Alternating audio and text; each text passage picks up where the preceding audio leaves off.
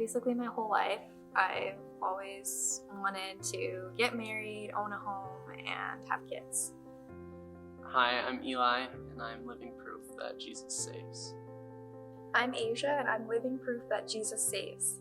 I was born and raised in California, but then I moved here to Vermont with my mom and my 4 siblings. I'm the youngest of 5. I have 3 siblings, 1 brother and 2 sisters. I'm the youngest. Been working at the school the last 3 years in Burlington, but then I'm starting my business hopefully full-time this summer. So. I'm an esthetician and I love what I do, and love our little life that we have together in Cambridge, and love our church family here at Catalyst. Growing up, I kind of had been to church once or twice. I knew of it, but I didn't have a relationship with them. Then once I met Asia, she kind of introduced me to Jesus, and I've kind of been growing ever since. And more and more every day I come in here. It's just awesome. You got baptized? Yeah. Last summer? Yeah, last summer I did get baptized. And me, my mom raised us Christian, so we were raised in the church. We went almost every Sunday. I've always had a relationship with Christ, but it wasn't always where it needed to be. That it really wasn't until we got married, and then we were really like, okay, this is like something that's super important. We need to get serious about this, and to be serious about this, we need to kind of make this commitment.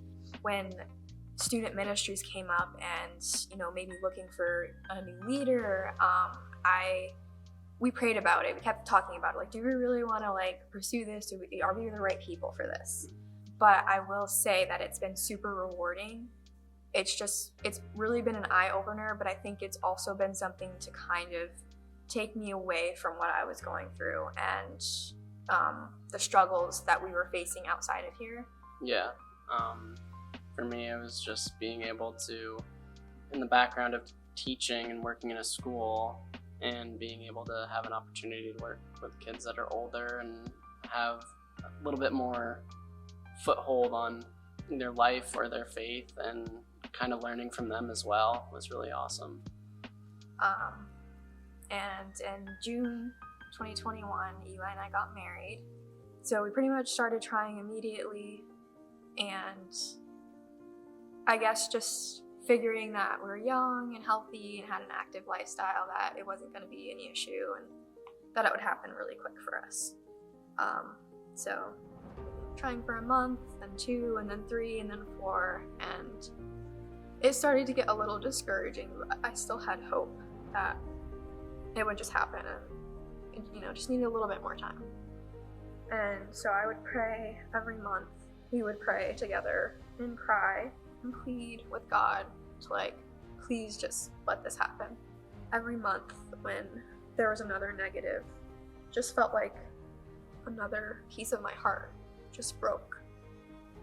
Then once it got into the later months of 7, 8, 9 months, and just every month it was a constant struggle of how do I even say anything to Asia and without making things worse, of being, because I knew it was wrong, but my immediate reaction is to be like, what's going on? What's wrong? How can I help? Eventually, a year rolled around, and I finally went to my doctor and explained what was happening, and she wanted me to go to a fertility specialist. I wasn't quite ready to do that because just me being me, I felt like there was nothing wrong. I was like, no, I don't need that. I'm just gonna pray about it. I'm gonna keep praying about it, and I don't need to go see anybody else. There's nothing wrong. And I'm like, okay, now this month, God, there's nothing wrong, let me get pregnant. And it didn't happen, and then it was 18 months. And I was like, okay, maybe let me go to this doctor and just get a checkup and make sure there's nothing wrong. And that's when I found out that I had endometriosis, but I also had 2 very large polyps that they were very concerned about. So they scheduled me for surgery a month later. When came back that she had polyps and endometriosis, it was like, okay, well, those are something that we can treat and take care of, and then maybe it will happen. But at this point, we're like pushing on to 2 years of trying. So we're like, okay, we got this surgery, we got the polyps removed. Let's try just one round of IVF. We know it's not a guarantee, but let's just see what happens. First of all, you start with the stemming process, which basically involves giving yourself injections every day, a couple times a day.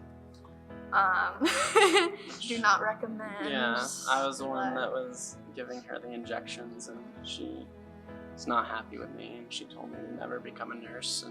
But so after the injection phase, basically what you're trying to do is stimulate your follicles to produce eggs, more eggs than you typically would in a normal cycle.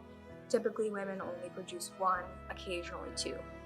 For the stemming process for IVF, you want to get as many as possible so that you can have, if you want to save some, like freeze them for later, for future use, then you're more than welcome to do that. And then I went in every other day, had to go in for blood work and an ultrasound to check and make sure everything was good. And then eventually when they decided I was ready, they give you what's called a trigger shot of HCG. Gets your body ready to kind of what it thinks is gonna like ovulate and get ready for the egg retrieval. Then they just go in and they get the eggs. The eggs get fertilized. Once they're fertilized successfully, then you have an embryo. You want them to get to day 5, at which point they're called a blastocyst. They are ready to either be frozen for future use or they're ready to be inserted.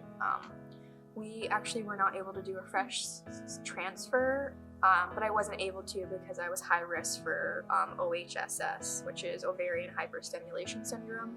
Just means because I had so many follicles and I had stimulated so well, they were worried about me getting sick, you know. So I had to take a break and then I had to do a frozen transfer a month later.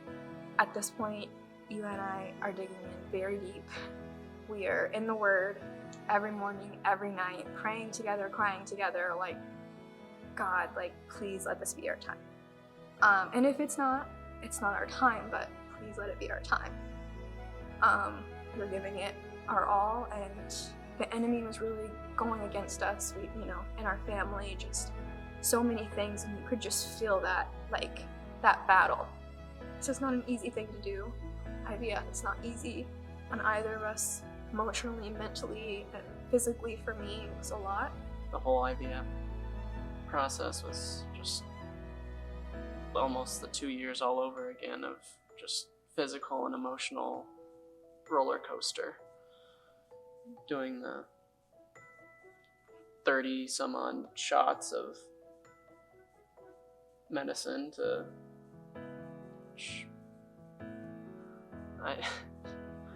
I did not enjoy that, but I know she didn't enjoy it either. When I went to go do my egg retrieval, it was found that I only had 6 eggs retrieved out of what should have been over 20. They couldn't explain what happened to all the other follicles. They just disappeared. It was just... That was it. It was just crazy because I'm 24 years old and had a lot of follicles available. And they should have gotten about 25 eggs because we had just seen them on the ultrasound 2 days before. And then you trigger and they're like, oh my gosh, like, we're so worried. This is a lot of eggs, you know, you're gonna have a lot. And then nobody could explain where they all went. In a matter of a couple days, they were just gone. They only had the 6 and only 3 were mature. And they were devastated. They're like, I'm so sorry. We don't even know. This doesn't really happen. Like, don't know why it happened. It just did. We couldn't change anything. Like, there was nothing we could do about it. We kind of just had to accept that we have 3 possible babies and that's it. And and through this whole process, it just, from both of our perspectives, it was just one bad news after the other. And throughout the 2 years, or almost 2 years of trying to get pregnant, it was just every month, bad news, and then to have to go into the whole IVF thing, and we're like, okay, this is finally our chance to get pregnant. It's gonna be. We were excited, but kind of scared, and then it continued. There was just steps along the way that were also, we got not good news, and each part of it, and then we're just continuing to pray and hope for the best and just have faith that we would get that real answer. Not wanting to get out of bed, not wanting to come to church, and realizing, nope, we need to go to church, because if you're feeling like this, that means you definitely need to go to church. You need to worship this morning, even though I didn't want to, even though sometimes I was angry. Sometimes I didn't understand, like I'm doing everything right. I feel like I've done everything you've asked of me, God. And this is my situation. And I have no control over it at all. And we just have to go along. We're just along for the ride. We just have to trust and believe that it is going to happen, even though it's not the way that we planned or imagined. And to get this cold shoulder almost sometimes, and just because of everything, and I completely get that, but it also made me feel like, what am I doing? How can I help? How can I fix this? It's not always easy for me to explain to you. I'm like, this is exactly what I'm going through, or this is what I'm feeling. So I know that was also hard sometimes.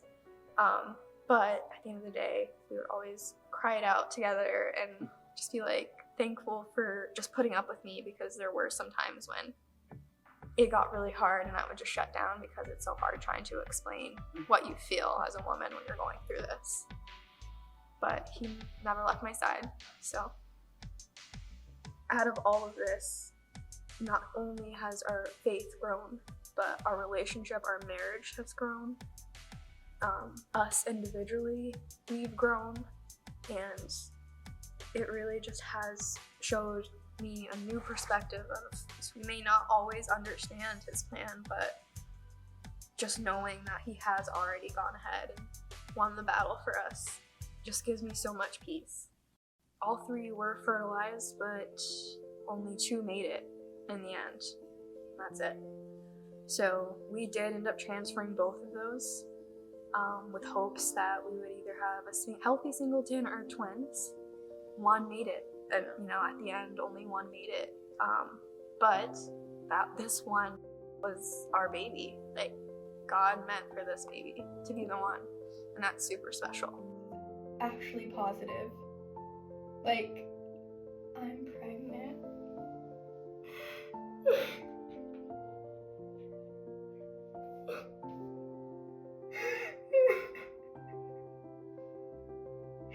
I'm actually pregnant. After all this time. 2 years. Thank you. Thank you, God. Thank you.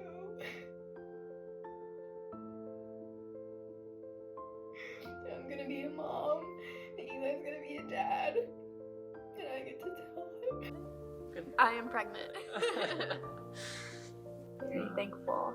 And I guess just more encouragement to keep pressing in to God, and he's never gonna leave or forsake you, and might not be your timing, but it will be his and it will be perfect. So just keep going. I'm living proof that God performs miracles. I'm living proof that God is my strength.